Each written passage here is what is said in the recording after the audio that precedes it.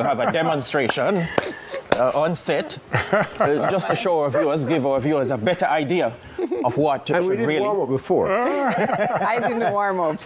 No problem with that, David. All right. I love it. So David is playing the role now of Raheem Ford. He's the third leg runner. Baton in right hand.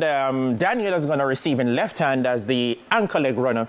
And David, just talk us through here now, because as I understand it, you are supposed to ensure, the onus is on you, David, to ensure the baton gets into the hand safely of Daniel, who has some critical responsibilities as well. Right, and when I'm within passing range, I'm going to say, give a cue, and I'm going to say maybe reach or stick or whatever they have decided to use. So I say reach, she extends her arm, and if I'm not there yet, sometimes she's going to, well, she's almost looking around. Once you start looking around, the hand moves, and the pass becomes a little bit more difficult. So you want to keep that hand.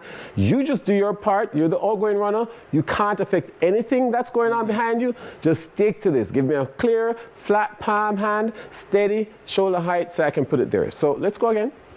And reach, and I put it.